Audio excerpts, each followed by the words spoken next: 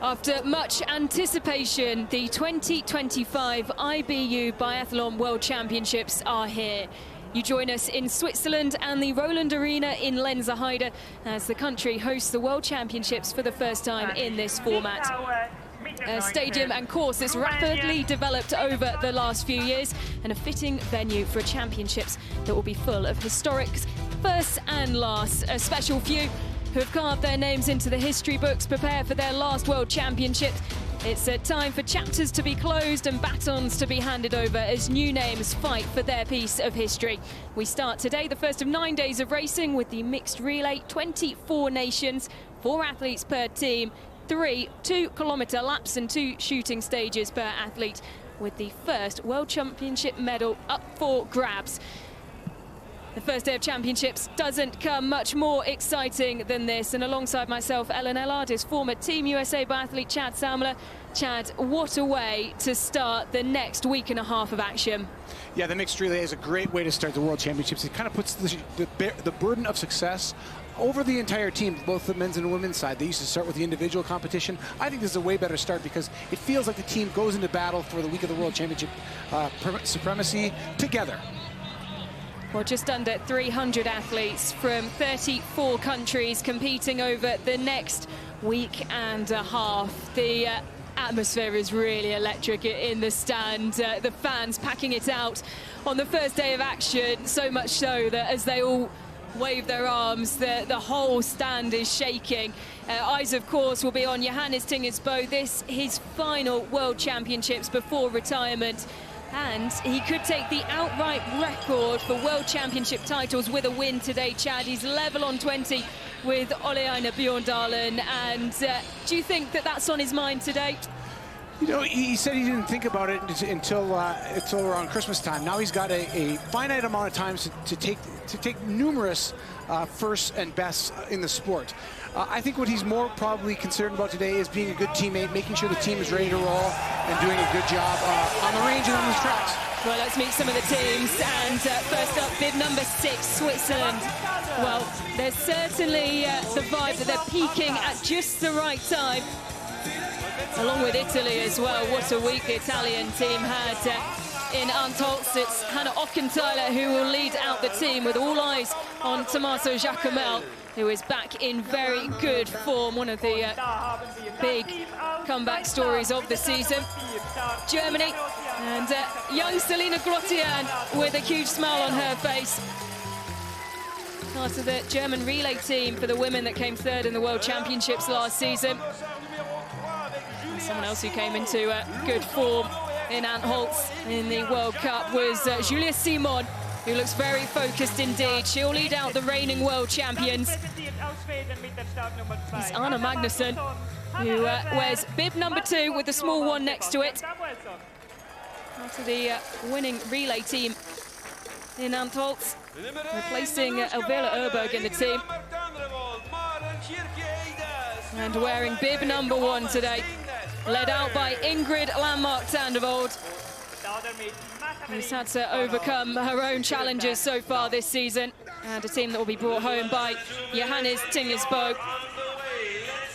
Many tipping this Norwegian team for greatness in this event.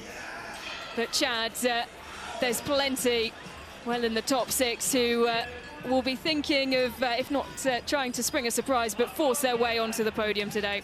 I think everybody looks to France and Norway to be the 2 favorites. The great thing about this is we've got Team Great Britain getting their first start in a long time. Yep, so Great Britain wearing bib number 24 today, led out by Shauna Pendry, the 22-year-old who made her debut on the World Cup at Le Grand Bonnard just before Christmas. The first time in a decade that Great Britain have had a quartet in the mixed relay. We can take a look through the start list. Chad, you have your eyes on Belgium as well as we flick through to the second page. Well, I like Belgium just because they're kind of an outlier. You look, everybody can obviously point to Norway, point to France, to even point to Germany and Sweden. But Belgium has actually, their statistics are really quite good for a mixed relay. I expect to see them near the front if they have a good day. Well, the first 2 trimesters of World Cup racing are done and dusted.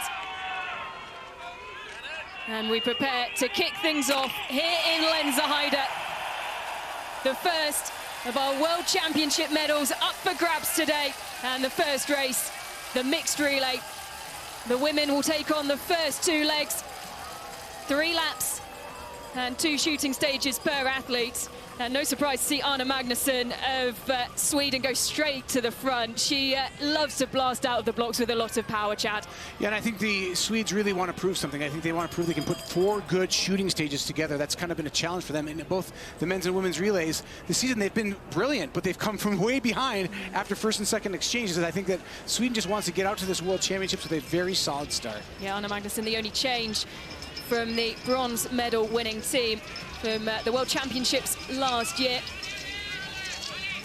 See the conditions here. It's 6 degrees Celsius, so it's about 42, 43 degrees Fahrenheit, or 45 degrees Fahrenheit, excuse me. And the sun has been shining down this track now for several days. The temperatures barely got below freezing last night in Lenzerheide, so they didn't really have a chance to firm up. This is probably going to be the softest we're going to see these tracks, but it's softer than it's been all week, so the technicians have had to be on their toes for this soft conditions. We settled them out on the course nice and early today. Yeah, the big issue for them was probably trying to figure out which pair of skis of the athletes that they own are going to have the best flex for these soft conditions, because they haven't had a chance to really test on the softest of the conditions they've seen so far in the last 3 days. A break in racing just as we get started tomorrow. We'll be back with the first of the sprints on Friday, and that's when we expect the temperatures to drop here in Lenzerheide. We had a few days of it even going above 10 degrees, with it sitting at between 5 and 6 degrees today. And as you can see, affecting the conditions underfoot. It's Celine Glottian, the 20-year-old, who has gone to the front, wearing bib number 4 for Germany. Yeah, when the tracks refreeze, if we get some days, it looks like we're going to get some days in the sprint competition that it will be under freezing. When it firms back up, we expect to see these lap times come down significantly from what we see today. You can see even Grotjean at the front for Germany. She's really kind of pushing through that soft snow, and normally they might even be in a tuck skate at this sort of profile of the course. So they're kind of working the ups and the downs. Good for them. It's the first race of these championships, and it's only 6 kilometers skiing, so it's not massive. Where you can see the fans that pack out the side of the course as we come towards the first of the time checks. It's at 800 meters.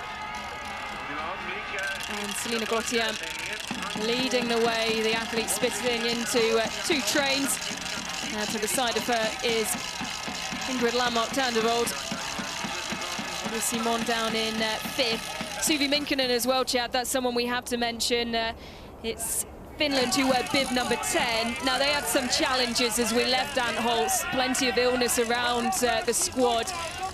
They've said they haven't been able to get as much training in as they would have liked. And this will be a really good test for them, just to see where their athletes, and particularly Suvi Minkkinen, who's been so strong and consistent this season, dropping down the order after a high of 5 and 6. In the overall rankings, dropping down now to 8th just because of sitting out of the events or not qualifying for the pursuit in Antholz. But this will be a really good tester for her. Yeah, I talked to Erik Kolstad, the coach for the Finnish team, the Norwegian coach of the Finnish team, yesterday, and he said a lot of the same thing that some of the other coaches told me. Oh, and there's a collision, and it looks like Sweden France and Sweden. Oh. So Anna Magnusson is continuing with her poles. Julia Simon has one of her poles is snapped. Poles. She's got no poles. She's looking for 2 poles. It's very rare. She's going to get 1. Most coaches don't carry 2 at a time. Gilles Marguet, the French coach, running alongside, grabs another one from the Swedes. A little bit of collaboration there between the Swedes and the French. Both of them in trouble. Now they just got to settle back down, though. Yeah. Well, that's not what we want to see on the first lap, and you can, as we've spoken about, just testament to how challenging the conditions underfoot are. Let's take a look back. It's France and Sweden side by side, and as we were talking about, Suvi Minkkinen and Ingrid Landmark-Tandervold doing so well to avoid going down thethemselves. Well, in the finish of the relay at Antholz at the last World Cup stop, the final day, a very similar fell happened in the finishing stretch between Hanna Öberg and Ingrid Landmark-Tandervold. It was nobody's real fault there. It was just the incidental contact in the course of racing. But what it does is it throws 2 of the best teams a little bit into tumult before they go into the shooting range, and that can just kind of make your adrenaline surge. It's hard to shoot through an adrenaline surge. Well, you say that as well, the adrenaline they'll be going around the veins of Ingrid Landmark-Tandervold, who's done so well to avoid that. It's Germany who, owing to their positioning, get away and will come into the range in the lead, followed by Finland. And well out to one side is Ingrid Landmark Tandvold and Norway, who will now slot in behind Suvi Minkkinen. Anna Magnusson comes into the shooting range for Sweden, only ahead of about 7 teams, so she's near the back of the field. Say she lost about 6-7 seconds, but I don't think it's the time that's the issue. I think it's just trying to get yourself settled back in for this first shooting stage at the World Championships. Not a great way for them to start.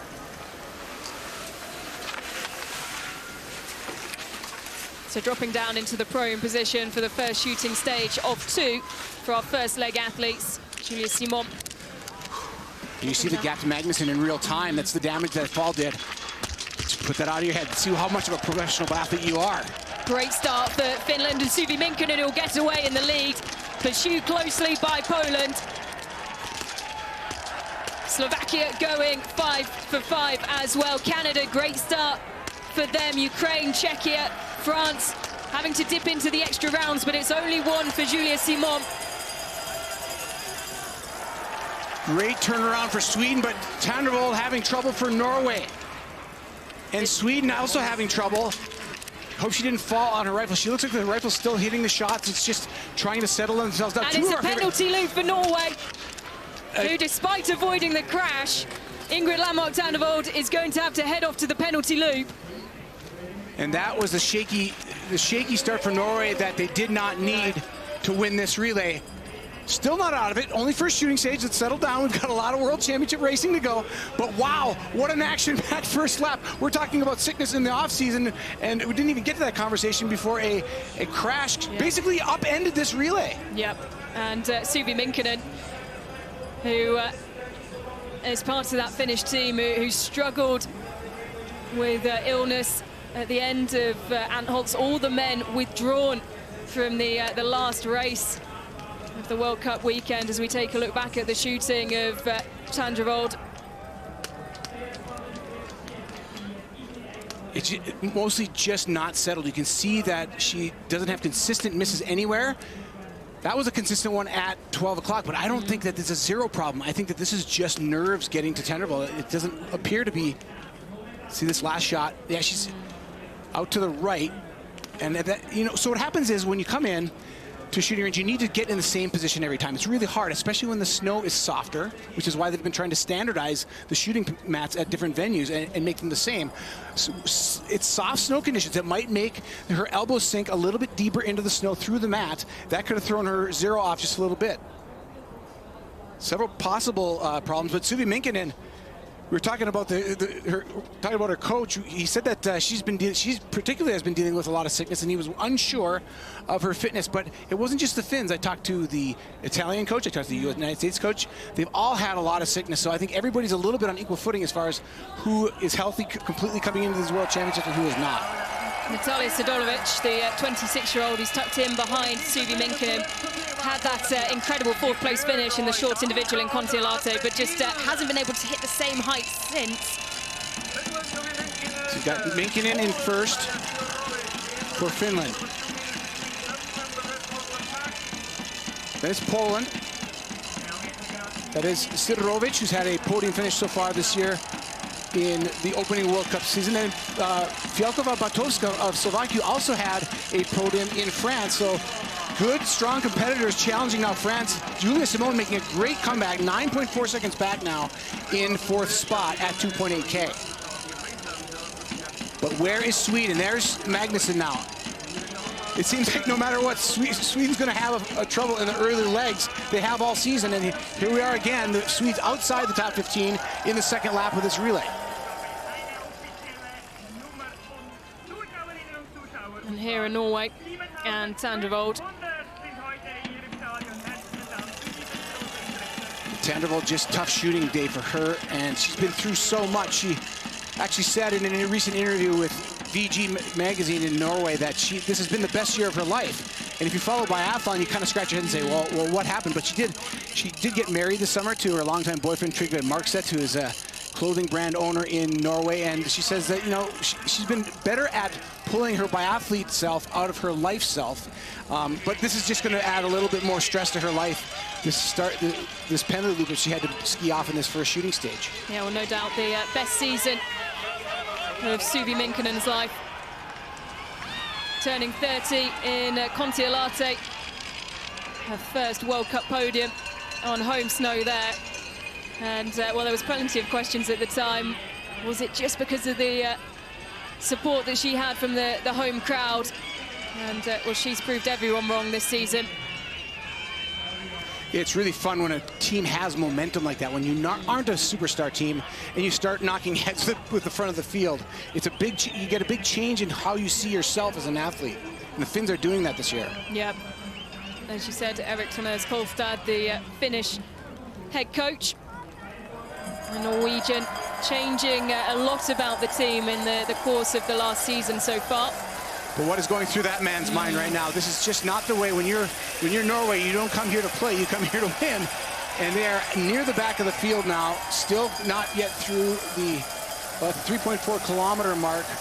Tandrevold 20th place, 59 seconds back. Now let's look at this in terms less of place and more of time as they come in to shoot for number 2. Tandrevold is still 59 seconds back. In terms of raw time for the entire race, that's not that much. And she's got people coming after her who can make up that 59 seconds. So she's got to calm down.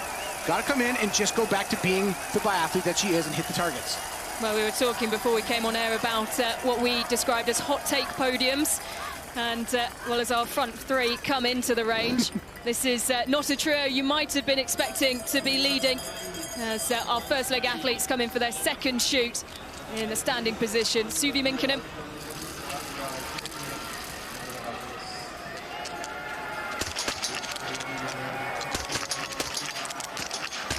Minkinen quick, good cadence today. Miss for Poland, and Minkinen 10 for 10. She is laser focused. That is great shooting for Minkinen. Her ski question isn't even a problem now. She's shooting so well that she's doing it all on the range, and she gives Finland a nice lead, and look who pops into second. Well, how much confidence will this give Suvi Minkinen for the rest of the week? Not really knowing where her fitness is at. That's telling. Julia Simon pushing France back up into second, and Todorovic holding third. Hanna Ockenthaler in Italy are up into fourth. Still teams coming in to shoot, watching the shooting of Tandrevold and Magnusson. Tandrevold yet to shoot. There she is. Magnusson 5 for 5. Time ticking away. Look at the time, 43 seconds, and Norway still on the range. One more extra round, 2 more extra rounds for Norway, and Tandrevold's problems just keep coming. 3 shots. She's got 3 extra rounds to hit these 3 red dots you see at the Norway graphic. Gets the first, but look at the time. It's over a minute now. Norway's hopes lying largely on whether these 2 shots go down, and there's a missed penalty loop for Tandrevold. And you just got to kind of feel for her. 1 penalty loop, and they're going to be well back at the exchange, near the bottom of the heap. Yep, work for Malin Chakaida, who just saw a shot off to do. Great Britain get away without a penalty loop. Looking back at the shooting of Suvi Minkinen, her cadence, Chad, is excellent. And you can't ask much more than that. It's a great day in the office.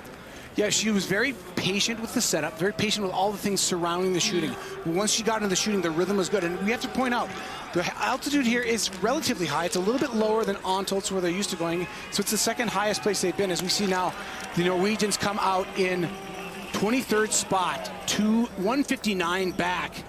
And that is a big hole that is going to be tough to fill. Yeah, second from bottom in the order. Not where we expected Norway to be at all. The predictor challenge going on this week, and Lisa Vitozzi had pinned her hopes on the Norwegians. Here comes the pass now from Julia Simon. You can see Minkinen doesn't have an answer, but Minkinen has done the job. She just got to try to stay as close to Simon as she can on this lap, but what a great start for Simon. A little bit shaky with that fall. She shook that off. And now leads. Great composure. Yeah, well, Julia Simon, she brushed off a lot of demons in Antholz. She said it was some of the best racing she's ever done, and you can see, particularly after that 5th place in Antholz, the weight truly lifted off her shoulders. Second in the pursuit.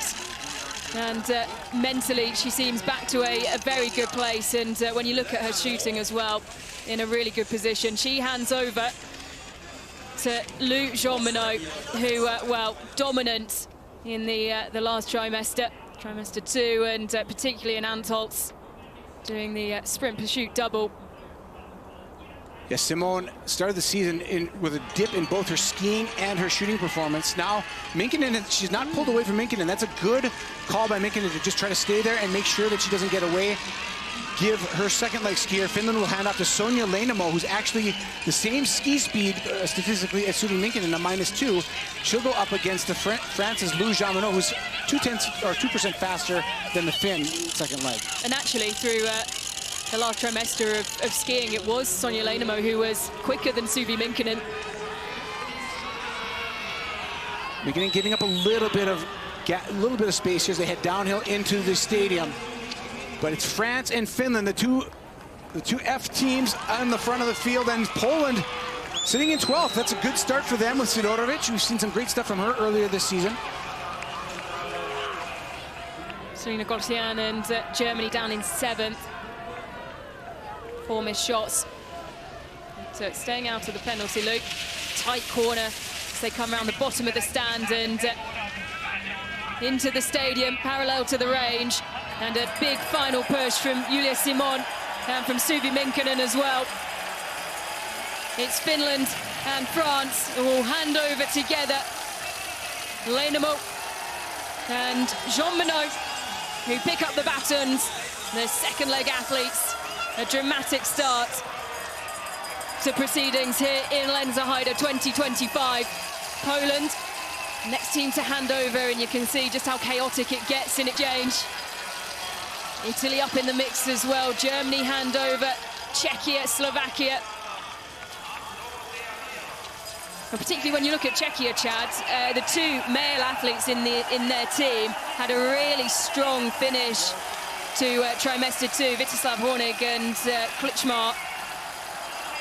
Yeah, if Robornikova can hang on here, just hang on to the top of the field. The 2 Czech skiers at the back of the field are very experienced and very good. Vítězslav Hornig, currently ranked 20th in the world. He was out of the top 50 last year, and he's having a great season as the 25-year-old kind of breaking out. And then you've got the veteran Mikkel Kritsmar at 34 years of age. He's already got a bronze medal at the World Championships in this event. From a few years back, though. Yep. Third in Antholz in 2020. 14th, though, at the World Championships in Novo Mesto last season. Yeah, the Czech program is one that always has a good feeder system. It's just a matter of finding the talent. Right now, they're missing their star female skier as well. The world champion Markéta Davidová having a bad back pretty much most of the season. We saw her early on. She had a win early in the season, and then just disappeared, and she hasn't been back on the field. But Czech doing just fine without her so far. Yeah, and particularly in an event like this, Markéta Davidová and her sprint speed is something you'd think would be really sorely missed, but they've made a very good start.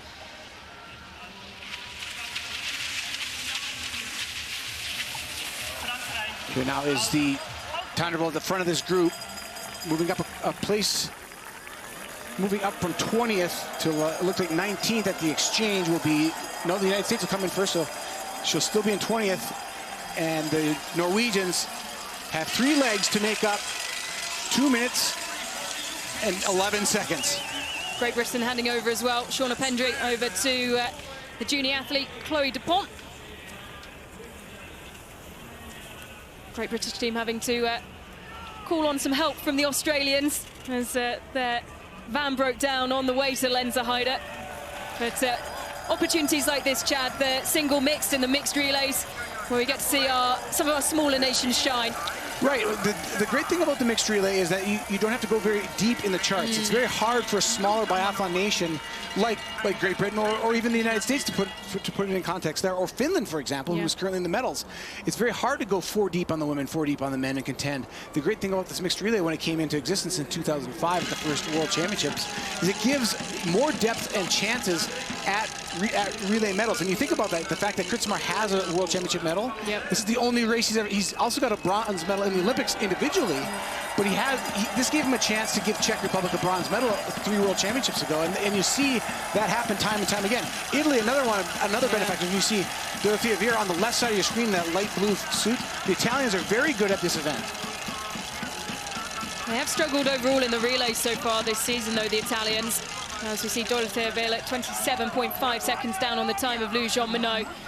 And Sonia Leinemot being slowly caught by this group of 5 behind, which includes Franziska Preuss.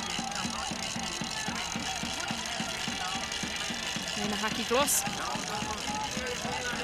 Switzerland. They're down in 8th, just inside 50 seconds behind the time of the leader, Anna-Maria Lampic.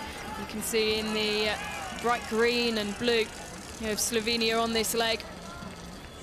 And there's Hanna Öberg in 12th, and she has a huge amount of work to do. Chad, you reminded me of a quote from her this week where she said how important it is to get medals early on in World Championships, even if it is a team event. If it's the mixed relay, that really settles your nerve and sets the tone for the rest of the championships. But Sweden, they'll have to work incredibly hard, and a lot of weight now falling on the shoulders of course, Hanna Öberg, who's out at the moment, but Martin Ponsiluoma, and someone who saved them on a number of occasions so far this season in Sebastian Samuelsson. The Swedish model for the World Championships is to peak for the World Championships.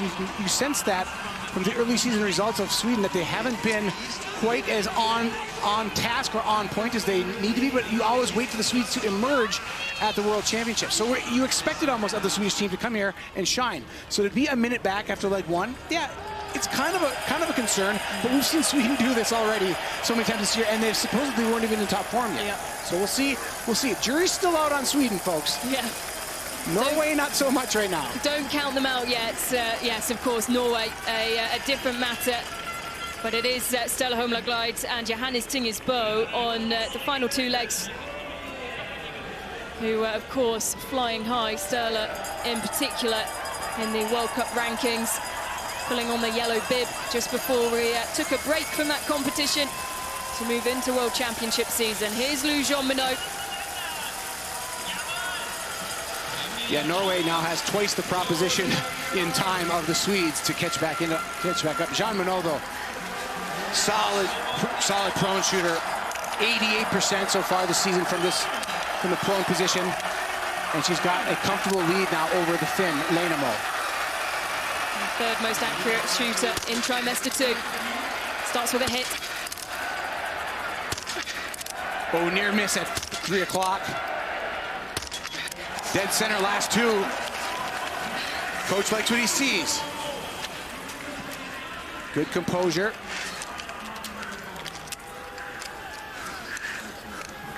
Look at the time lost by Finland in that first loop. Leinemot left the shooting range with Jean-Monod. Coming in on the back of this group. Miss for Preuss and Germany. She adjusts her sights. Miss for Finland. Poland, the only team in the range at the moment who have the ability to go clean, and they do. This is really strong work from the Polish team. Kamila Zuk, 27-year-old veteran of the team, rising to the occasion. The Poles in second spot. Germany trying to get back into it. Clean shooting by Franziska Preuss. 5 for 5. Yep, had to drop once into the extra rounds. Finland left stalling in the range, and it will be at least 1 penalty loop. That's how quickly your fortunes change in the relays. Sweden's 2 for 2, trying to eat out just any second you can get now. This is exactly what Hanna Öberg has to do. Clean shooting. It didn't have to be fast, didn't have to be fancy, but she had to put them down, and she did. Sweden still in damage control mode, but doing well with it. Yep, they're climbing. We've seen Hanna Öberg in this situation already this season, and that was in the mixed relay in Oberhof. It was a reverse of the order. It was the men who led out the race, followed by the women, and well, she had to do a huge amount of work with her sister Elvira. Yeah, and when Hanna Öberg is in good shape, she is formidable. We've not seen her. She started the season in pretty poor shape, coming off of sickness in the late fall, in October, November. And anytime you get ill or sick in the sport, it's like being injured in any other sport that requires power or speed or something like a American football player. That injury holds them back from playing. But illness can hold you out of the race completely here in endurance sports. Shakaida of Norway. thought we might be crowning her first World Championship medal today with the team she has, but so far back now. Just has to do what she can, and she starts with a miss.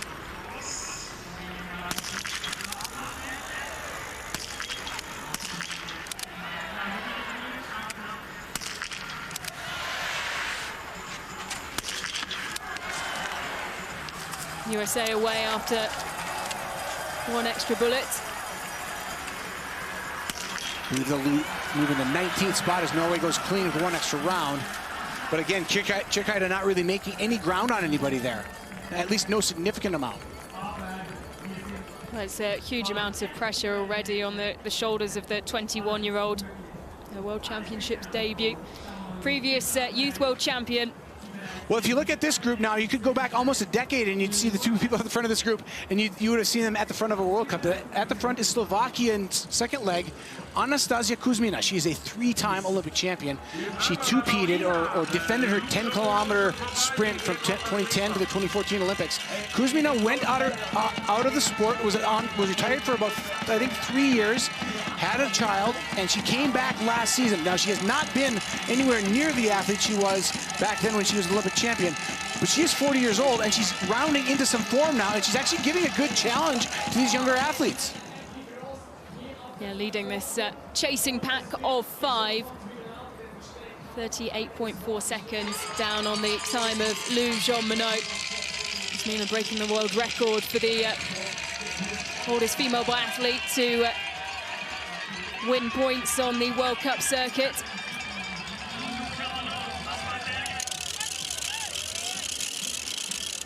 Jean-Monod making a huge amount of time on that first lap on Leinamo. Almost looks like Leinamo may have fallen. We didn't catch anything, but it's hard to believe that she put that much time on Leinamo in the first lap. So Jean-Monod is all by her lonesome now, 30 seconds up on the field. And when you think about it, this is a French team, of course, who have had to come back from that collision. Julia Simon losing both her poles as well. Well, I think that's going to be the highlight of the day. If France pulls this off, you have to go back to... It's rare that you see somebody on an uphill with no poles. You see one pole broken, but two poles, both her poles obliterated in that crash. And she has them back in the lead, and there's a comfortable lead now. It's over 40 seconds now from Jean-Monod to the chasers. But if you're going to find someone in that position, you know that Julia Simon has the mental acuity to really fight back from those kinds of situations.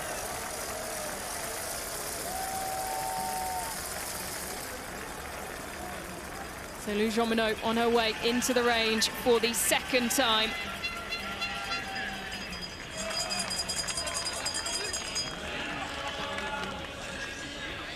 Great situation for France. If you're the coach of the French team, you just love this. You want to get Emilien Jacquelin as big of a lead as you can because he can bring them home with no problem. But you don't want to have somebody chasing Emilien Jacquelin. At this point, Lou Jean-Monod's job and Eric Perrault's job is just to get to the exchange, or the final exchange, with about 30 seconds on the field. They've already got that in shooting number 4.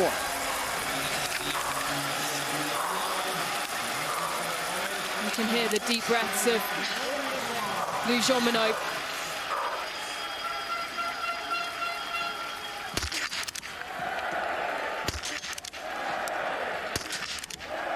Or just scraping in. A little bit of self-doubt coming in there, but France so far, one extra round on the day. That's not bad. No, not at all.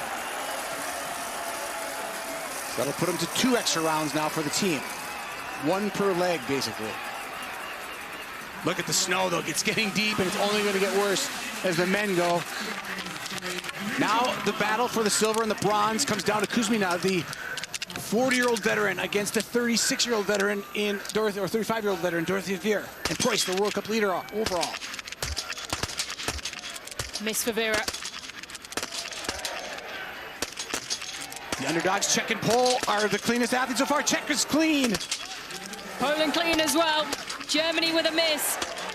Dorothea Viera of Italy now away after going once into the extra rounds. Slovakia slower on the shooting, but not having to use any extra bullets. One of the beautiful things about being an underdog is that you cannot care quite as much. There's a little less pressure on you, and the underdog teams are doing great. Miss for Sweden. Switzerland with a miss as well.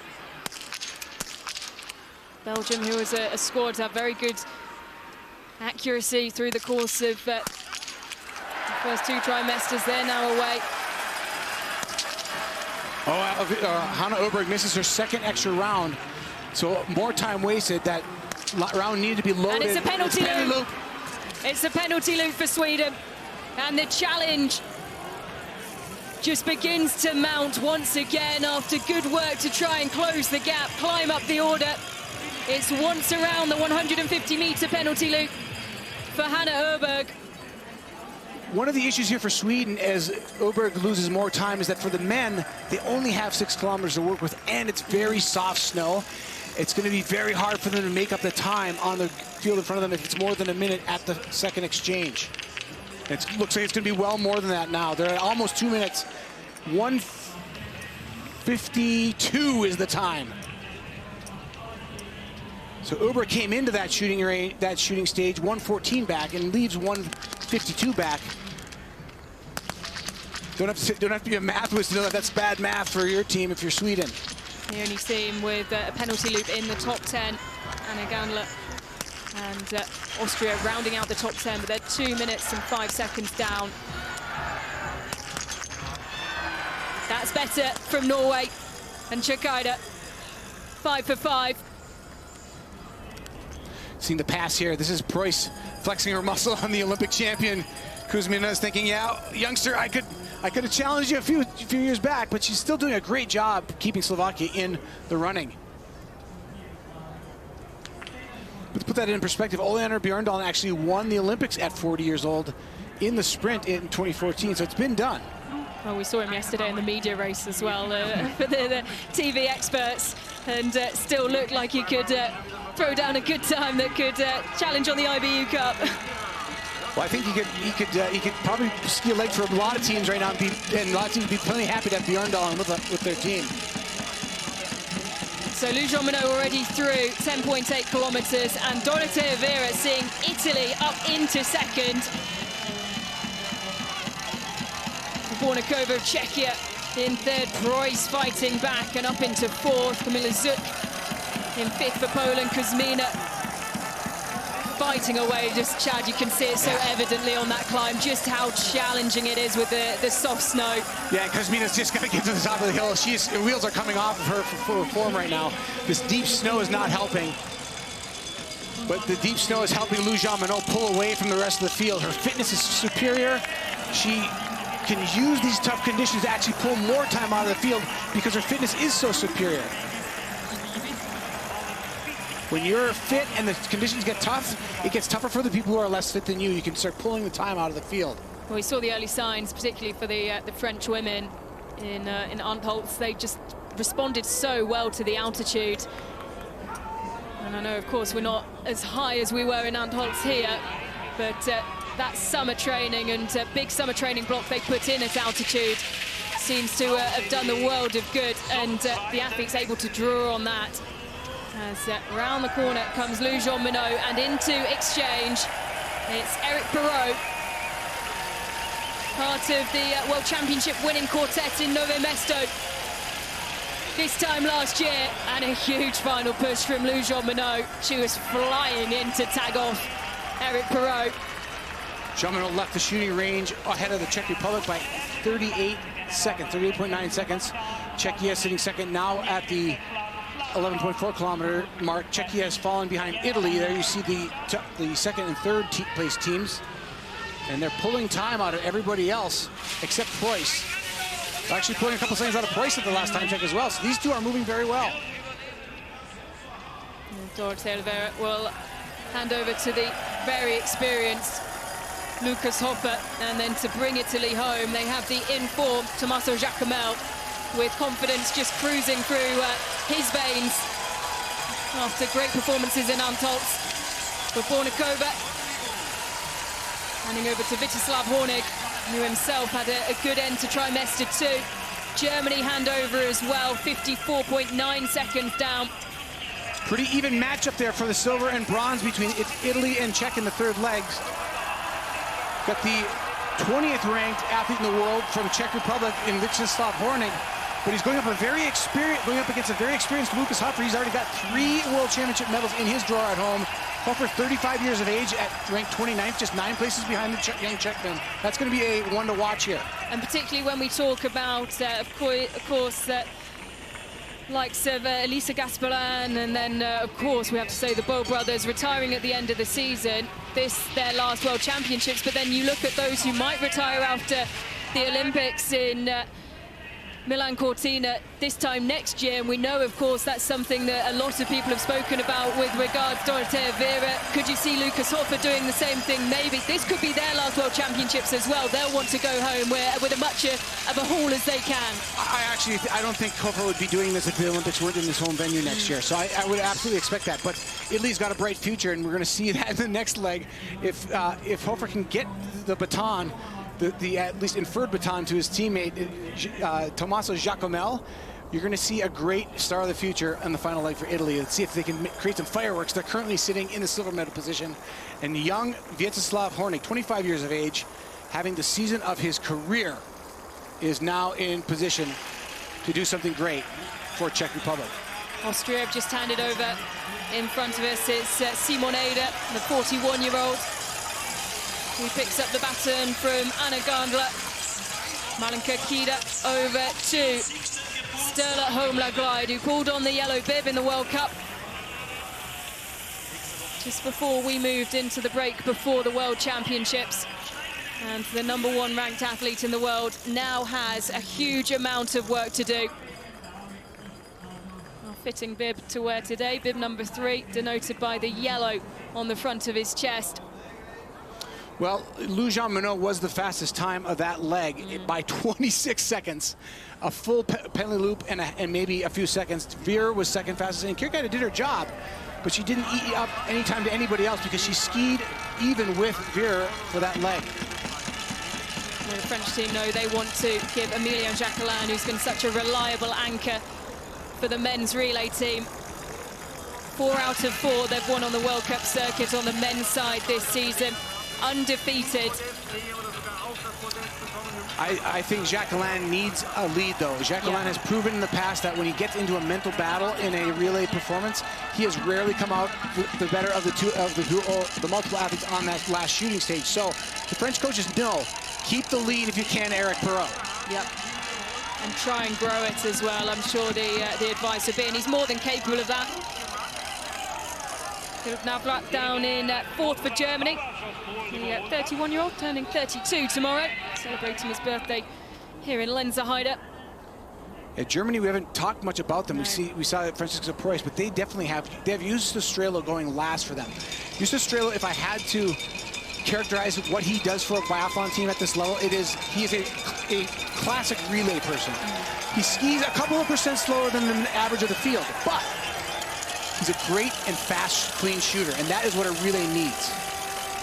So Germany just needs to stay close. Yeah, a slight wobble at the start of the season, but Justus Strelo, after, well, being clear as the best shooter last season, but back on track in terms of his accuracy and hit percentage now. Eric Perrault for France. He's 87% from the prone position. He's actually a better standing shooter. He's 97% accurate this year. That is if you've ever done biathlon, 97% standing, or 94% standing. It's mind-boggling. He's hardly missing a shot at all this season from the standing position. But it's prone first for Eric Perrault.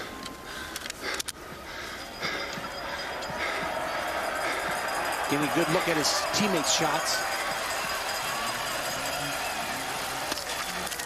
Solid hit at 2 o'clock. Almost out at 6. Almost out at 6 again. Right on the edge at 5. Right on the edge at 3. They weren't great shots, but they were good enough to get him to out of the shooting range clean in 5. That's all he needs to do. A confident nod of the head from Jean-Paul Giacchino. Oh, this is some tough skiing. It's getting soft out there. Perrault light on his skis. This is probably an advantage for him. Slighter build. He dances on his skis very well. For a guy like Navrat, he kind of pounces and really accentuates power out of the track. You don't want to be so powerful there. You want to kind of dance on the soft snow. Watching on is Jacquemel. Czechia, Italy and Germany. Italy with a miss. 2 misses. Miss for Germany as well. Czechia just taking their time. Hornig. Oh, that's nice from Vítězslav Hornig. That's really good indeed. And it's giving him an advantage. You know, every away. athlete has to have a breakout point. Italy now, Hofer having trouble. Germany gets away with an extra round. Now Hofer has to hit these two or he puts Italy out of contention entirely. And he's got Tommaso Jacquemel coming next, who should be able to contend, but he's got to hit the shot.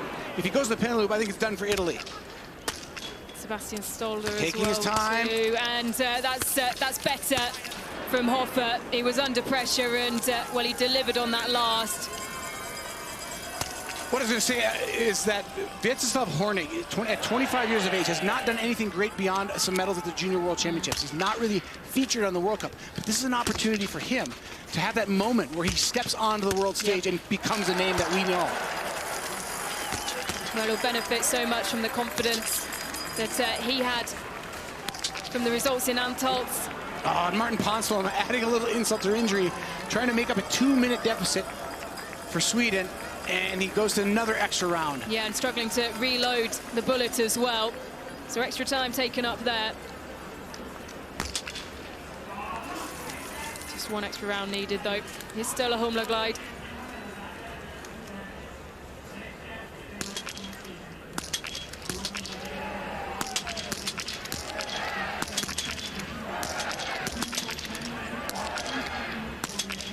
Quick and clean.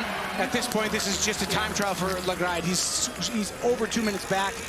Even with the great Johannes Tingnes Bø, the two of these guys can't erase this deficit. This is going to be, Norway's going to have to just do their thing, get to the finish line, and fight for another day.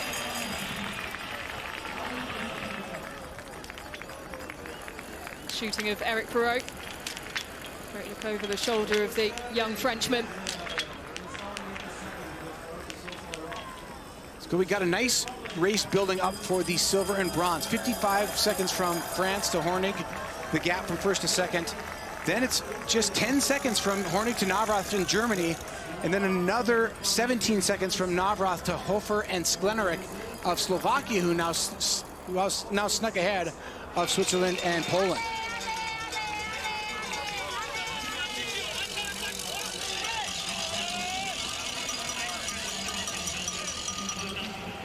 Pro looking really good. I like how he's carrying his speed. It's so easy to sit too far back in the snow, but you also don't want to get too far forward. It's a very different type of skiing when it's this sloppy and when it's hard and firm. You have to actually be able to feather your body position to the skis to glide optimally and carry your momentum through snow like this. And it's variable. In the shade here, it might not be quite as bad, so you have to adjust in your glide phase of your kick and figure out where to put your body, and Perrault is a master at that. We're still waiting on the next athlete to come through. 15.4 kilometers at 14.8. It was 10 seconds that Eric Perrault has gained since exchange. Here's Hornig now. Keep your eyes on the time. Will it be? Well, it's just inside a minute. He's lost 2 seconds. It's nothing to write home about for Hornig. He's doing a good job. But that's between 14.8 and 15.4 when in the overall picture of it since exchange number 3. He's only lost... since exchange 2 even, it's over 10 seconds, 12 seconds that Eric Perrault has gained at the front of the field. Just hold it together. This is one of the best standing shooters in the world. I'm feeling very confident right now if I'm standing behind the scope for the French coaching staff. Prone hit. Just inside at 4, just inside at 3. He knows it's close. He knew he was close. He resettles. Almost in the prone ring at 10, and almost a miss again at 3. The coach is just psyched. Lou Jean Monod is psyched. And a smile from Lou Jean Monod, and you could tell that focus, the twitch in the eyebrow was so Lou Jean Monod-like from Eric Perrault. France doing it again. 2 missed, 2 extra rounds only to shooting 6. 2 more shooting stages to go, and the French are almost perfect on the shooting range. A superb day. And, well, he can quite comfortably take his time to adjust his poles and his strapping there. Jean-Pierre Armand said before Le Grand Bornand, the racing just before Christmas, that they've put a real emphasis this season on improving the shooting. Not so much for the World Championships, but with one eye on the Olympics next year. And it is paying off in its dividends. France is away for the goal, but now we've got a pressure cooker, and these guys have to think white thoughts, think clean. Miss for Hornig, right out of the bat. Miss for Germany. Yeah. Hofer with a chance to fight back now for Italy. Another miss for Germany. 3 misses for Philipp Navrat. So he needs to be perfect from here on in to ensure Germany don't take a visit to the penalty loop. It's another miss for Hornig and Czechia. So they need to be perfect as well. You know, just 1 for Italy, 1 miss, and they could be back in the driving seat for a medal. And this is the one guy on the range who lives at altitude, gets 5 for 5, and Italy's back in it. He feels at home at this altitude. Hofer handling the altitude just fine. Well, what a recovery. Lucas Hofer delivering when his team needed. Just under 2 kilometers to go for Lucas Hofer, and he can hand over to Tommaso Giacomel. Oh, it's a good race for second, third. Swiss team gets the crowd roaring. They know that Switzerland is within a reasonable time to get in the medals picture still, as Slovakia goes through in 5th. And particularly as well when we talk about Tommaso Giacomel, someone who hasn't quite hit the same heights in terms of podiums, but Nicholas Hartweg is on the last leg for Switzerland. The local lad who would love to perform on a venue that's so close to his heart. Sturla Holmler Glide flying through the rounds. Miss on the last, as do Belgium. And don't look now, but 45 seconds out of the silver medal is Martin Ponsiluoma of Sweden. They could be in it still too as well. Sebastian Samuelsson so regularly has dragged Sweden out from some of the darkest moments. We can't lose sight of Sweden yet. They're still in it now. Martin Ponsiluoma pulling the rabbit out of a hat in his leg somehow. Even with missed shots, he still has the Swedes in contention if the people in front of him miss shots. And we just need him to replicate that. When it comes to individual competitions, it's been such a mental battle for Martin Ponsiluoma this season. We'd love to see him back to his best, firing on all cylinders and providing us a huge amount of entertainment, as he has done over the course of the last 5 years. I love that Switzerland is back in this as well for a medal. This is gonna light up the crowd when they see the red suits come around in 6th spot. It's not that far out of the medals with 2 shooting stages left. So we won't see a huge amount of Eric Perrault from here on in, because we have this excellent battle for the medals. Lucas Hofer ahead of Philipp Navrat and Vítězslav Hornig. And Hofer is doing it. Look at him go. He's pushing hard over the top. He knows it's slow conditions. You want to push over the top and get a little bit more glide than Navrat. Navrat has no answer, nor does Hornig. Well, he's caught them completely unawares there. A brief look over the shoulder as well. Here is Eric Perrault, who hands over to Emilien Jacquelin, who has anchored 4 gold medal winning French teams on the men's relay side in the World Cup this season. 4 unanswered victories. And this is exactly the lead that France were looking to give him. It's exactly the kind of lead that they need to give him. Emilien Jacquelin is spectacular, but he also has a penchant for giving away relays late in the race. But today he is where he wants to be, and the Italian Hofer still pushing for the line for the Italians, and Hornig now fighting to catch back up. No real answer from the German Navrat, just doing damage control, trying to get to the exchange as fast as possible. Just ahead of where we're positioned, Tommaso Giacomel rolling out into the exchange. This is a pretty big difference in skill sets of the people chasing. You've got in the last leg Tommaso Giacomel, who's one of the fastest skiers in the field, up against Justus Strelo, one of the best shooters in the field, between Germany and Italy.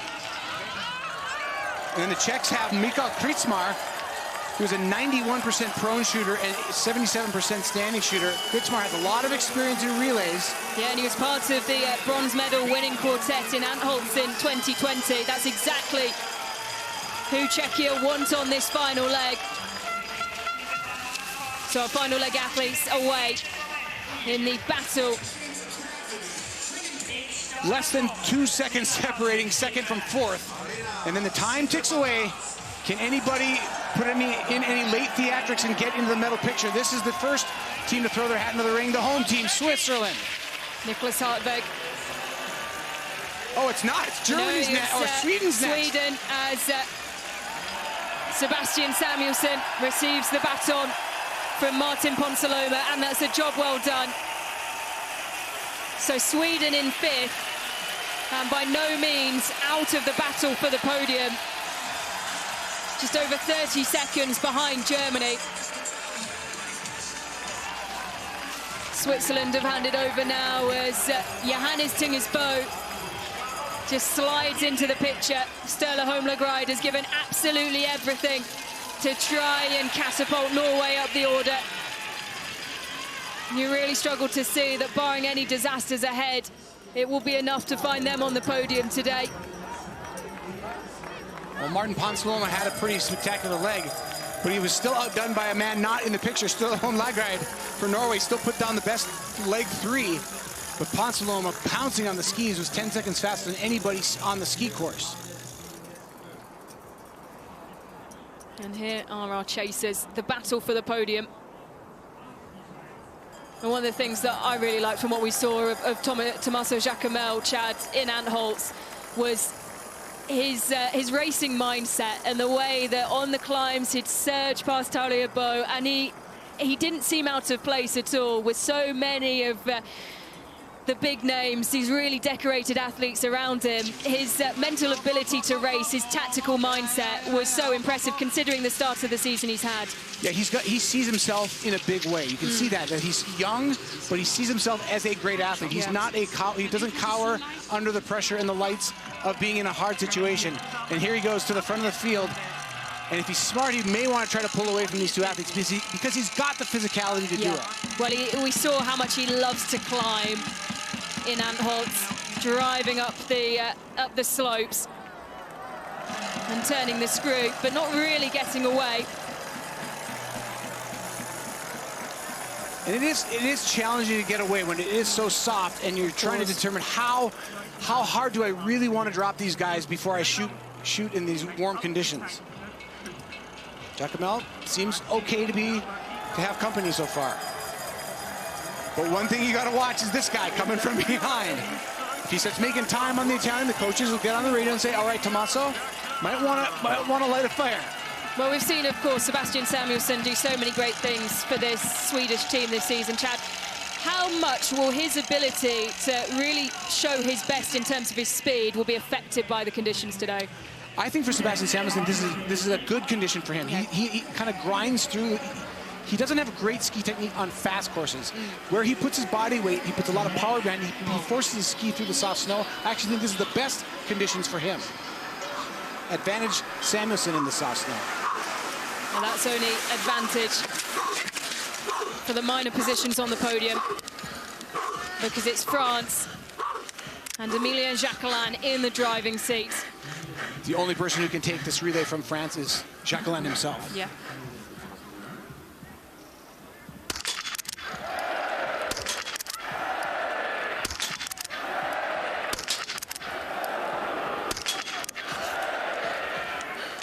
Leaning a little left and high there.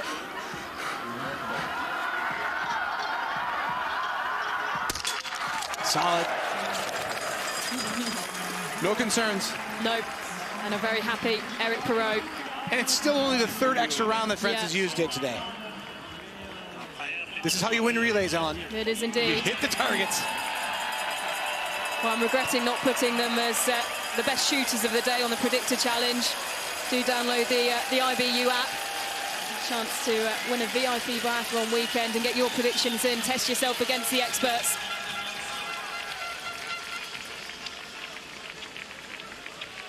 All right, now an unexpected medal from any of these teams. I mean, I think all these three teams chasing, Italy, Germany, and Czech Republic, all could have thought, well, with an outside chance, we could win a medal today.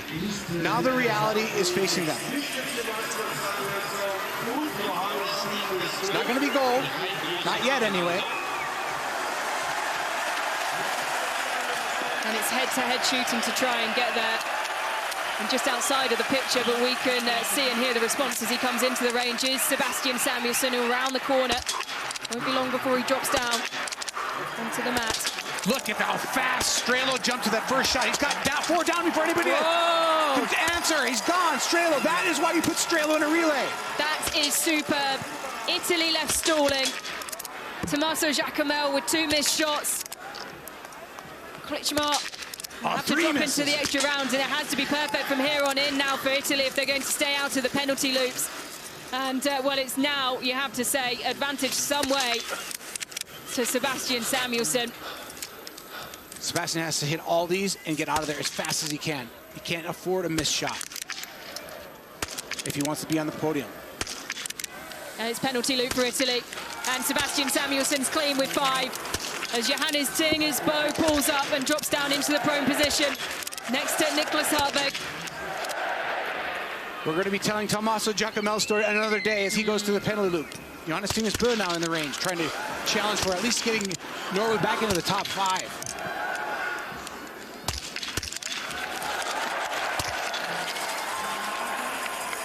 Good stuff from the Norwegian, to be expected.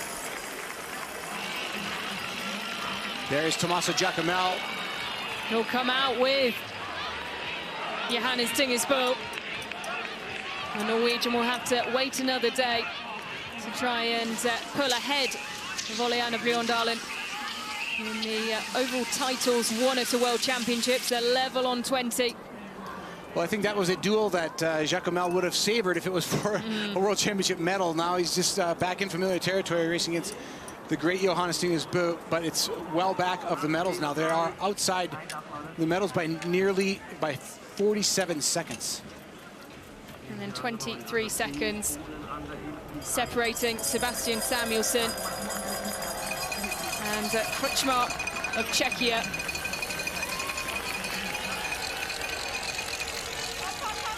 That's the battle for 3rd. Well, Kretschmar is really doesn't have any advantage on the skis to Strelo. We talk about Strelo like he's not that fast. He's still just as fast as Kretschmar. He's just not Emilio Jacquelin or Johannes Tingesbo fast. Strelo all by himself. He's built the lead he needs with fast setup time, fast to the first shot, and just pressuring everybody else to miss at this high altitude venue. You can see 93 seconds, yeah. Looks relatively pedestrian. He's not really pushing his pace. Sebastian Samuelsson comes into picture. Kretschmar 1 minute, 42 seconds. Strelo losing 22 seconds to that time check from Jacquelin since the shooting range. So Strelo now getting into that territory where he might want to save a little bit of something for that last loop, because he's certainly being outskied by Kretschmar and Samuelsson. And Samuelsson isn't closing the gap to Emilien Jacquelin, but Kretschmar is falling backwards and into the reach of Sebastian Samuelsson. And Samuelsson loves these situations as we now go to the leaders back at the front. A minute 30 ahead at the 20.8 kilometer mark. Emilien Jacquelin all by himself to take home the gold for France. The reigning champions. Everyone in the French team desperate to be part of this mixed relay team. So much in the press this week around who would take up the 4 spots on the team. But you can't deny the form, particularly on the anchor legs, that Emilien Jacquelin has been in this season.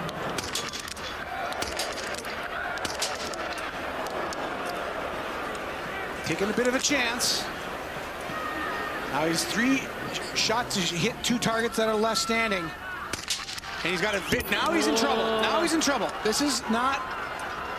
I felt that was a little bit brash what he did there. Now you can see the shaking, and he's got a penalty loop. And let's not gift wrap this yet.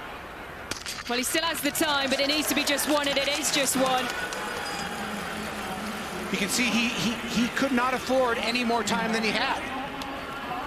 Well, Germany now still just entering the stadium, so Jacqueline will be out of the penalty loop. He will ski home with it, but still a little shaky for my taste. Yeah. France will retain their title. And it will once again be Emilien Jacquelin who anchors home a French quartet. Formidable on the men's side this season. They haven't won a mixed relay yet until now. Well, the French just went from a 0+3 on the shooting grid to a 1+6. It's going to sting a little bit for Emilien Jacquelin. It'll still be a gold medal, but it's going to put a little bit of doubt in the back of his mind for any last standing stage this entire championship, because he faltered a little bit there. What was I saying about including them in my my predictor challenge? Now for the silver, bronze. 3 teams. Sebastian Samuelsson enters the range. Strelo trying to put this to bed for Germany.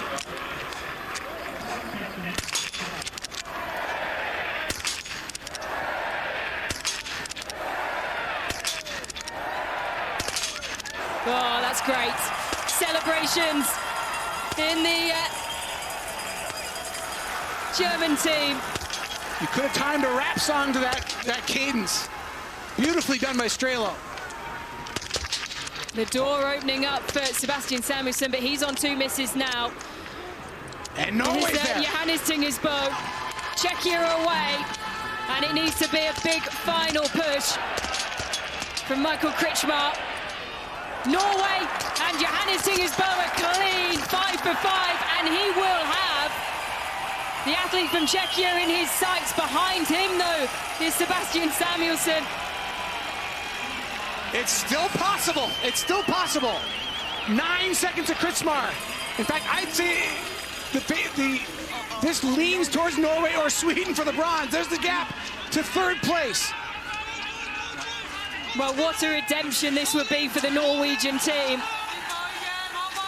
And look who's in tow as well. This home team from Switzerland, and Niklas Hartweg has Switzerland in the mix for a bronze medal. Lives here in Lenzerheide, used to training in these conditions. Such a special connection, a family connection to this stadium. But it is Johannes Tingesbo who looks like he's starting to pull away. And you can see them as they emerge through the trees. The Czech coach chasing after Kretschmar, trying to urge him on. There'll be no denying who our victors are today. It's France, once again, back-to-back world champions, despite a changed team. But the hunger from each and every one of the French athletes to compete in this event, well, so telling of the shape and the form and the desire to win medals here at Lenzerheide 2025. Emilien Jacquelin through 22.8 kilometers. He's lost some of his advantage, but when they went out of shooting 8, it was still a minute that he had over Justus Strelo in Germany, despite a visit to the penalty loop. Here's the fight for the silver and bronze. Kretschmar is actually pushing forward, trying to take the silver from Strelo. And then at the back of the group, there's Norway and Sweden. This is going to be a drag race to the finish. I'm not even looking at Germany at this point. My eyes were focused on the corner and just waiting for Johannes Tingesbo and Sebastian Samuelsson to round it. Oh, this is brutal. It's so close for these last 2 medals. Strelo trying to hang on. Trying to catch him is Kretschmar. Kretschmar probably knows who's chasing from behind, and he's using the German. Better skis does the Czechman have as he glides up on Strelo. Well, look at that. He's going to go round the outside. And Kretschmar's doing it. He's round the outside. And into the stadium comes Emilien Jacquelin. A roar from the crowd as the Frenchman crosses the line. A round of applause He points to his team, who will rush out and celebrate with him. World champions once again. And taking the first medal of Lenzerheide 2025. The first ever world champions here in Switzerland in this new format. And Kretschmar might actually be pulling Strelo to the bronze medal in this situation. Strelo looking back, don't look back. Shoulder. Don't look back, because Johannes Dingesbo and Sebastian Samuelsson are there. They might be running out of real estate, though. This is the final downhill into the final climb. So they'll go down this hill, turn left, and Strelo is absolutely gassed. No real power. He drops into a tuck. He needed to push a few more times. I would say at this point, Norway and Sweden are going to catch Germany. Just look at body language and ski speed down this hill, the kind of speed they pulled into it. So important that you push off the top of the hill. Now Strelo's going to be moving probably 3 to 4 miles an hour slower because of a weak push over the top of the hill. Can he get to the finish before the two chasers catch him? This is going to be down to the wire. Oh, and Sebastian Samuelsson goes down! Sebastian Samuelsson is down, but it's a historic day for Czechia. As Kretschmar pushes towards the line, he can look over the shoulder. Their best ever finish in a mixed relay of the World Championships. Germany have done enough to hold off Johannes Dingesbo, whose head rolls back. He fought so hard to try and get Norway down from 23rd up onto the medal positions. He couldn't quite do it today. Germany take bronze, Czechia a much-deserved silver medal, staying out of the penalty loop. The best shooting amongst the top 5. And a historic day for Czechia. Disappointment on the face of Niklas Hartvig as we take a look back at that incident that we saw from a distance. He just took himself out. No contact from Bo. It was classic downhill mistake. You want to stay on your downhill ski. So when you're turning right, your downhill ski is your right leg. Or you're turning left, you want to stay on your right foot. Sebastian Samuelsson put too much pressure on his uphill ski, his left foot, and it took his other foot out. It's a classic mistake, and he paid for it. Well, France on top of the world. They take the first medal of Lenzerheide 2025, the first world champions crowned since we've had a combined world championships. The first time Switzerland are hosting. And, well, a disappointed look over the shoulder from Tommaso Giacomel. It all fell apart in the first visit to the range. Not to be today for Italy. You know, I don't know that Czechia nor Germany really thought they had it. I mean, they knew they could, but they needed something else to go wrong. And plenty went wrong for the favorites in this relay. But wow, was that a spectacular race for the medals. Well, Czechia is their third World Championships medal in the mixed relay. And Holtz in 2020, Nové Mesto in 2013. Taking a silver medal at the Olympic Winter Games in 2014. Belgium across the line in the top 10. Great shooting from Ukraine, finishing 8th. Slovakia was in it for a while during the women's legs. They dropped into the 12th spot. Yeah, just behind Slovenia. This is Estonia. Der Schlussläufer Artur Ishkanov.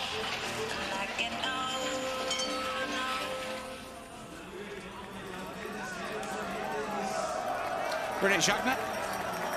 We're going to have a handful of lap teams from the start order of 24. Yeah, we expect Austria to be the final team over the line in 17. 2 visits to the penalty loop. One of 3 teams who had to make more than 1 visit.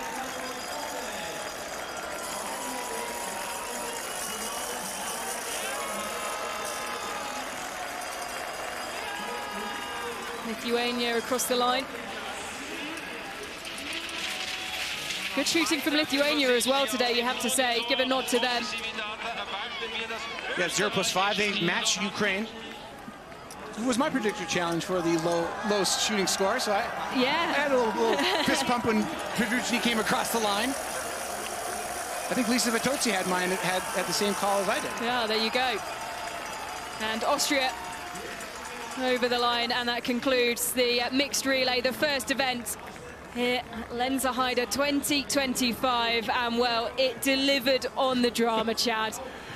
You know, Ellen, the World Championship, the tension at a World Championship, it's just different. It's not the same that we see as you see the results. It was a 0.3 until the final shooting stage for France. They went to a 1.6 on their extra rounds with that penalty loop, but what a performance by the French.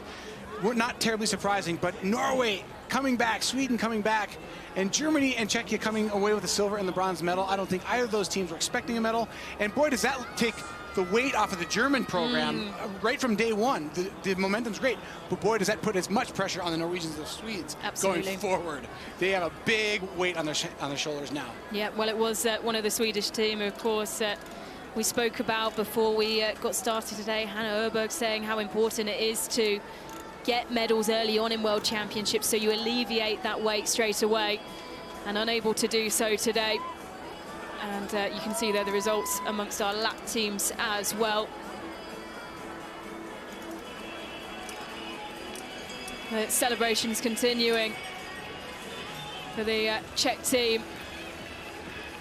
A day that will go down in history for them, the best ever finish as a mixed relay at the World Championships.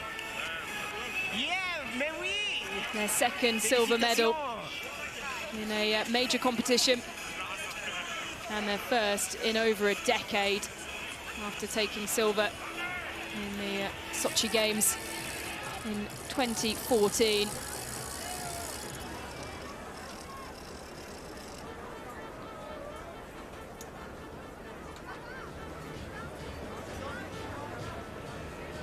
A great atmosphere here in Lenzerheide. The first day of competition. No racing tomorrow. We'll be back on Friday. But the fans packing out the stands.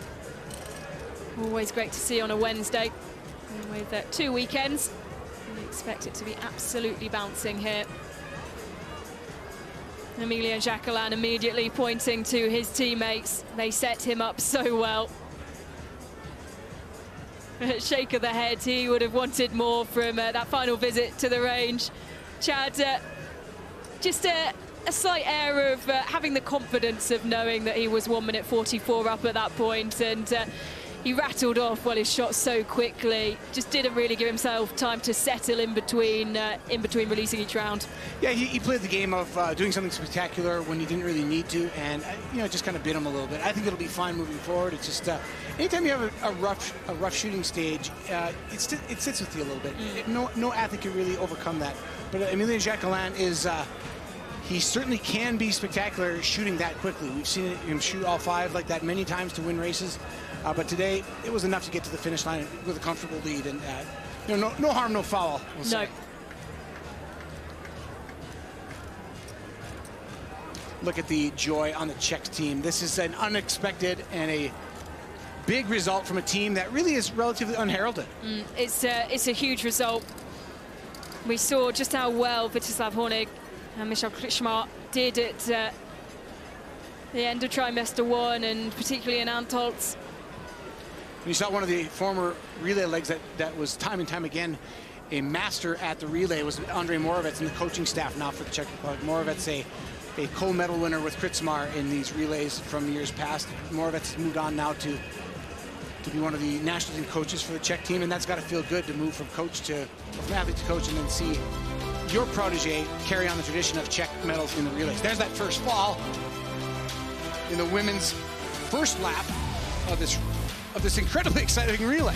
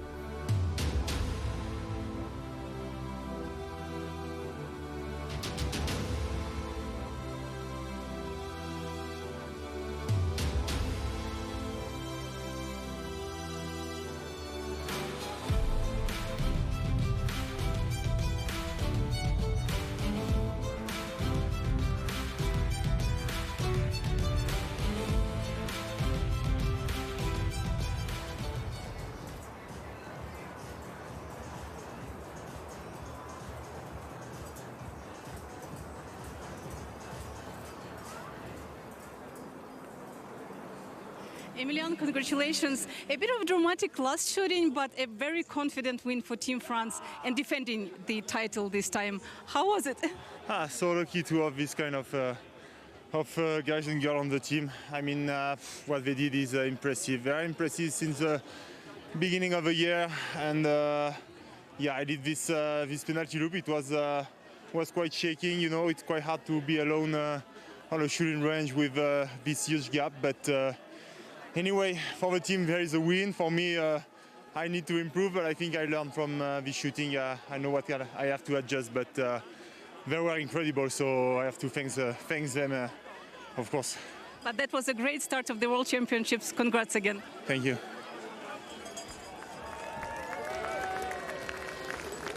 Well, Chad, Emilian Jacquelin, so regularly the spokesperson for the French team, coming out and addressing, of course, that last visit to the range. But still enough to see France take the first medal quite confidently of Lenzerheide 2025. I think what I love most, I mean, congratulations to France and huge congratulations to Czechia and Germany. I think what I love most about this first World Championships race is it shows you just how touchy and nervous the sport of biathlon is when you move from World Cup competition into World Championship competition. It doesn't seem like much to a passive viewer or a fan, but the sport of biathlon itself really highlights those pressure moments in other sports that we kind of take for granted, like we'll say American basketball, free throw shooting, or penalty kick taking in soccer. Imagine if every game was decided by penalty kicks in soccer and multiple ones. And that's how biathlon is under the pressure cooker. And you see big changes. You see people with no chance, with people who should not expect to win a medal, winning a medal, and then the teams who should faltering a little bit. And this is biathlon. This is why we love it.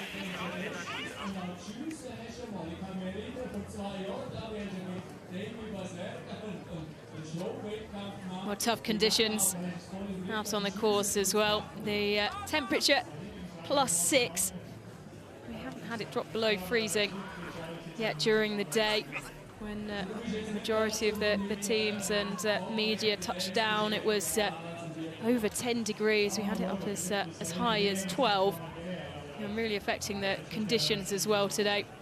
Yeah, I've been kind of following the trend as I've noticed in the last few days. We've been here several days, and every time I come out, it gets a little bit softer. And today was alarmingly soft. In fact, that climb, that main climb on the loop, we saw the international referee for the course and another skier working for him actually snow plowing backwards down that climb to try to clear off some of that soft snow.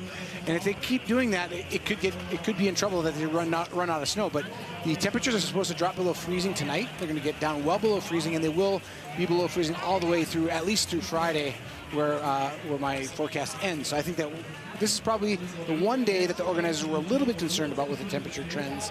But it's going to firm up now, and I would say the skis that you see these athletes racing on today, those are probably going to go in the truck and not going to come out the rest of the time they're here. Yeah, we expect conditions underfoot to be a lot better on Friday. We have the women's sprint that's followed then by the men's sprint on Saturday. Double race day on Sunday with both the pursuits.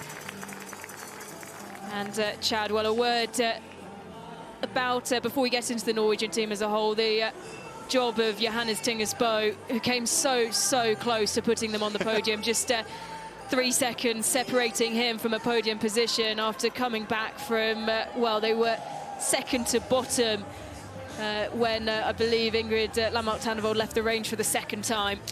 Yeah, they were way back, and they slowly, and to be clear, not a lot was gained by anyone.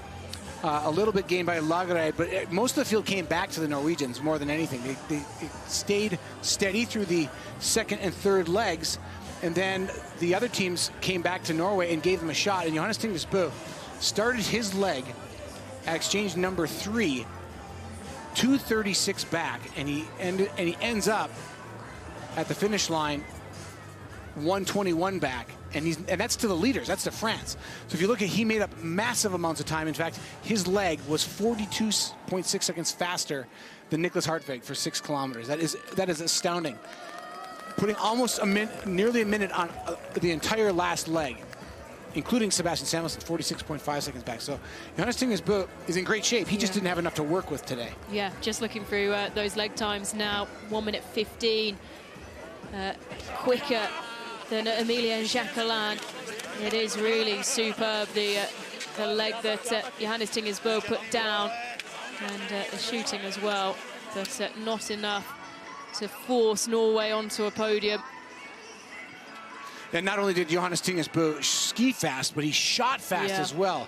His shooting time, Strelo was the fastest, but he was just 5 seconds slower than Bø, but he puts double-digit time on everyone but Pedrucny, Hiedensalo of Finland, and Strelo of Germany did Johannes Tinges Bø. So he did it in 2 ways. He made up a lot of time on the shooting range, he hit his shots, and he outskied everybody phenomenally. And that's why Norway is even in the picture. And it was almost astounding as he was coming towards the finish, and they weren't going to get a medal. I was almost going, where did they come from? Like, how did he do that? And it shows you just how impressive Johannes Tinges Bø, even when he knows a medal is not likely, he puts it all out there to try to get it. And he didn't get it today, but it was close. Yeah, we spoke about the Norwegian team briefly there, and as we wait for the medal ceremony, when you look down the shooting total times, right at the bottom is Tommaso Giacomel, who's come off such a high in Antholz, 1 minute and 2 seconds behind the shooting time of Justus Strelo. And for him, Chad, it will just be a case of taking these next 2 days when he's not racing to really reset and get back into the mental space he was for Antholz. That's the other thing that happens in these biathlon championship relays is you look at how does Giacomel lose a minute on the shooting range? Well, you do that by missing, and then it compounds and you slow down and you try to make sure that you don't hit the penalty loop, and then when you do that you slow down even more, so the time is just melting on all sides of the knife, and you leave the shooting range a minute slower than everybody than the best guy on the day.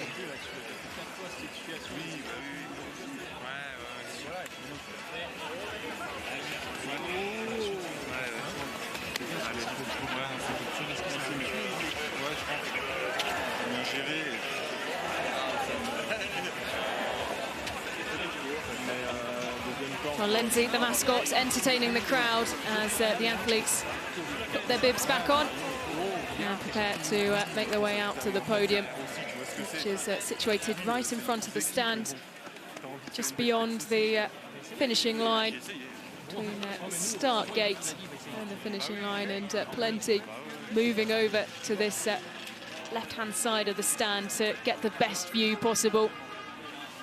Those holding French flags forcing their way down to the front.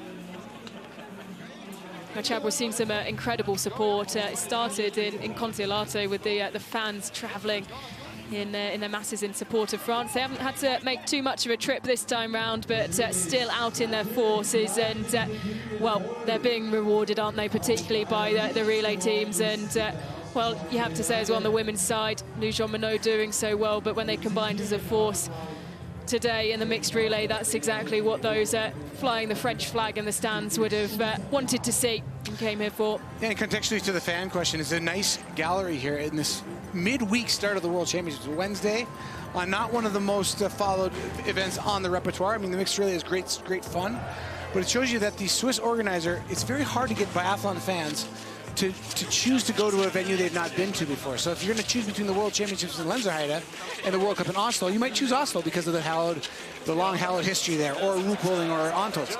So the Swiss have done a great job, and you and I saw that in the Grand Bernard in December, that the head of the organizing committee from Lenzerheide went to the French World Cup to drum up support and excitement for these World Championships, and it's clearly paying off in ticket sales. Yeah, absolutely. Bustling environment around, not just, of course, the stand, but around the course as well, as we saw. And it's just a Wednesday, and the first Wednesday of competition as well. And we expect things to get a lot busier over the course of the next week and a half. It's a nice central location for Europe, too. If you're a European biathlon fan, Lenzerheide is not too big of a drive. It might be a little bit of a challenge to get the public transportation and find the housing, but you know, there's a lot of great sports towns around here. Davos is just down the road, for example, the cross-country World Cup. So there's a lot of infrastructure in the surrounding area to support an event like this, and it's great to see the stadium looking so championship-like. Yep. Well, a lot of money and investment has gone into raising the standards and the quality of this stadium. And well, were rewarded with an excellent first day of racing. Julia Simon, who took a tumble in that first leg, hit the deck, snapped it, well, lost one of her poles, snapped the other, had to get back up, recovered so well in the range to give Lou Jean Monod the lead. And it's a lead they didn't concede. And once again, world champions retaining their title. They lead out the medal ceremony. And for the first time since Antholz in 2020, Czechia back on the podium and their best ever result in a World Championships. An excellent day for them and a great start for the German programme, which has shone, particularly on the women's side this season, led out by Selina Grottian, the youngster who has stepped up to a really strong level.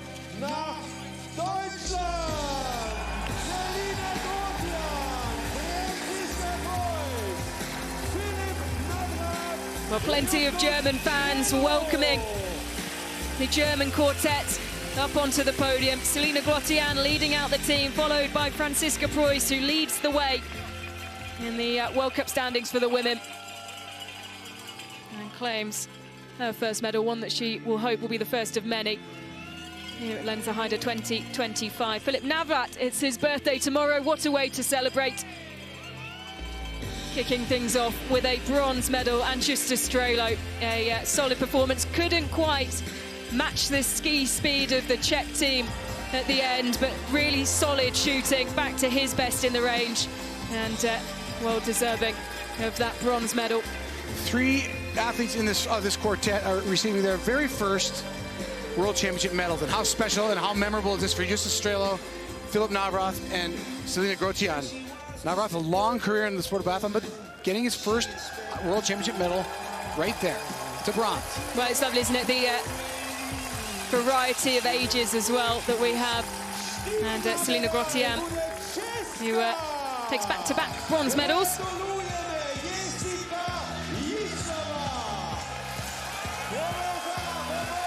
But what a day this is for Czechia. Their best ever performance at a World Championships as a mixed relay team. Yeah, the big surprise of the day, and you got to feel good for them. Best they've ever done at the World Championships is third in this very event. They step up a notch today, and Kritzmar is there to take his second medal. Everybody else in his quartet also getting their first medals of their World Championship careers. Yep. This time a silver for the Czechs. Kritzmar upgrading the bronze medal in the mixed relay in Antholz.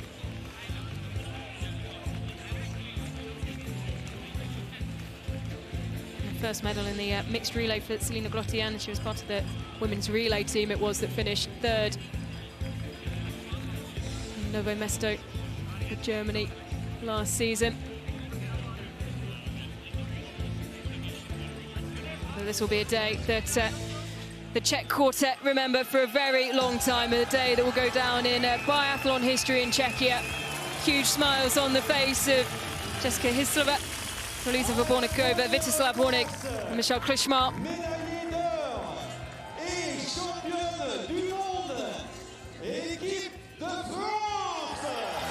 But they retain their title. The French team march on once again. A dominant performance. And one that took a huge amount of metal. A crash on the first lap for Julia Simon, who recovered so well. Yeah, I think if you just look at Julia Simon's role in this relay, yeah, it's huge. It's huge. Her experience to try to shoot after that kind of a rush of adrenaline at a World Championships, yeah. It just told you, it showed her medal how experienced she was and how she just didn't let it freak her out. Well, you look at the impact it had on those around her. Absolutely. Norway, who managed to avoid the crash but still had the adrenaline flowing through their veins. Magnussen. Yep, Sweden as well. Yeah. And really the athlete who came off the worst in the collision was Julia Simon, losing her poles and still managing to give France the lead as they came into exchange one. Lou Jean Monod Of course, added to that lead, continued her excellent form, Eric Perrault, who was part of the winning quartet at the last World Championships, taking back-to-back medals, of course, as well. And Emilienne Jacquelin, who was not part of the team this time last year in Novo Mesto, and we know there's been plenty of talk over who would fill that spot. You can't deny Emilienne Jacquelin, the form he's had as an anchor for the French team, particularly the men's relay team. And despite a wobble on the last, over the line with over a minute advantage. And they are world champions. The first medal ceremony of Lenzerheide 2025.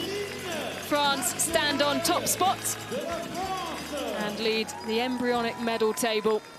Plenty more to come.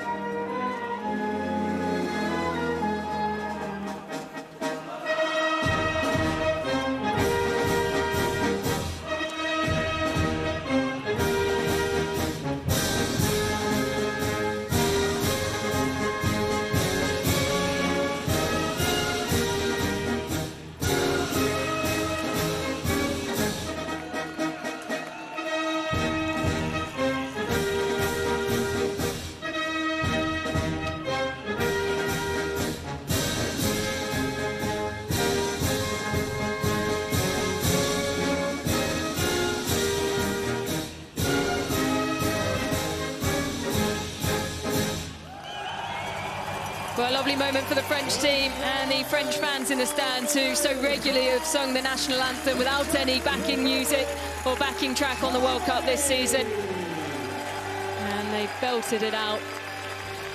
France standing atop the podium. Plenty more action to come over the course of the next week and a half. And we'll be back here for coverage of the women's sprint on Friday, with the race kicking off at 3:05 Central European time, with coverage starting here at 3 o'clock.